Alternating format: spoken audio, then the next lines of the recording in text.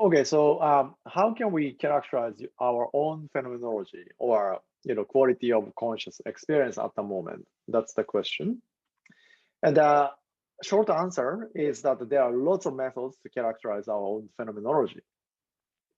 So just to list out, the first one is introspection.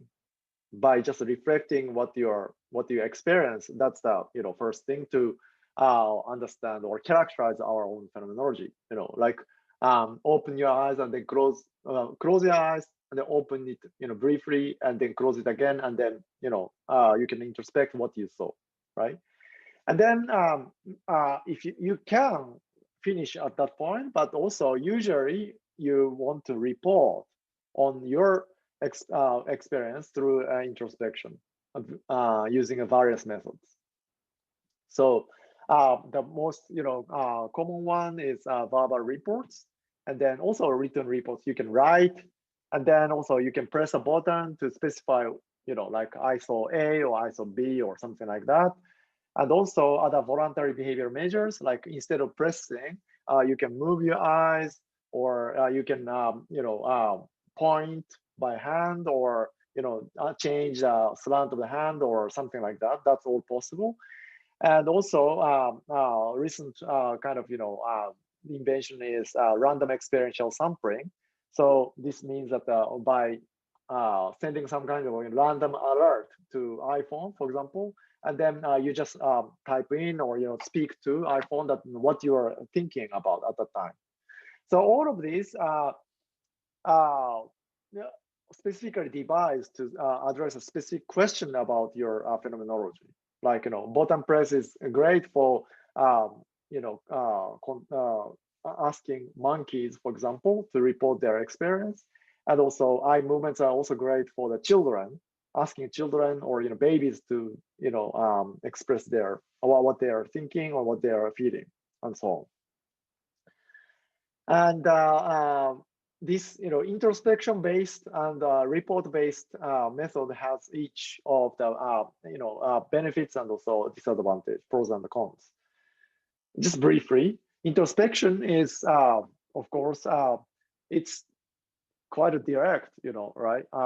If I introspect myself and I definitely saw some kind of display around here, that's that require that is reflecting your conscious experience. And also when in terms of conscious experience of the emotion, if I introspect myself and I feel like, oh, I'm really angry, then that's another really direct characterization of your phenomenology.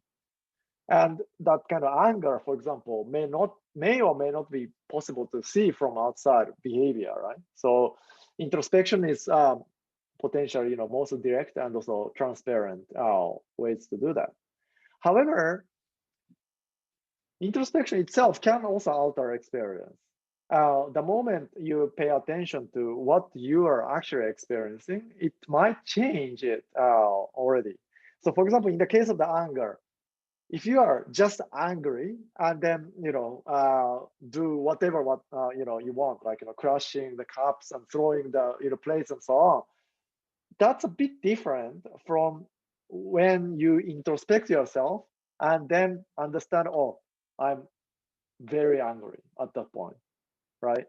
Or while throwing away things and then you're thinking that, oh, I'm really angry. This is very different, and especially emotional case, it's known to be very different. It's called a cognitive reappraisal. The quality of your experience can change and based on the introspection, and that's sort of related to mindfulness kind of stuff. And it could be the case or not for the sensory experience as well. Other types of sensory experience like vision, audition, pain, touch, and so on. Also, another problem is that introspection is like even if you can directly access what you're experiencing, like I know that I saw display around here, and then there's some kind of papers around there, and then I do experience the spatial extent around here. It's very unclear how we can actually deal with it using scientific methods, right? So to make a progress, reports are usually used. Reports are easy to codify and also quantify. Like, you say A with a probability of 30%, B 20%, and so on. So, many of the statistics and scientific methods are really possible to do. And in the case of animals and patients and so on, babies included, we can just, quantify these behavior reports rigorously. However, the problem is that reports are likely not to exhaust experience. And we are going to talk about it a bit more today in this lecture. And it's also the biggest problem is that it can lead to a wrong attitude to the consciousness research. What do I mean by that? So this is a picture of a guy who is trying to find the key that he lost in the park. And then he's trying to find it desperately under the light. And then policeman is asking, so, the wallet actually. And he's asking, where did he lose this, wallet? But it doesn't make sense, right? I mean, this guy is looking for something that he wants to see, he wants to find in a wrong place. And it's possible that, if you just purely base your search on the consciousness using a report, that could be the similar kind of situation. So reported aspects of conscious experience may be easy to study, right? It's very similar to the same things under the light, but does it mean that it is the best and only way to understand the mechanism of consciousness? That's a question that you will be probably asking throughout this lecture series, and also I'm going to come back to this a couple of times throughout the lecture. It's definitely better to have it, but than not. But it's not the only way to do this to make a progress.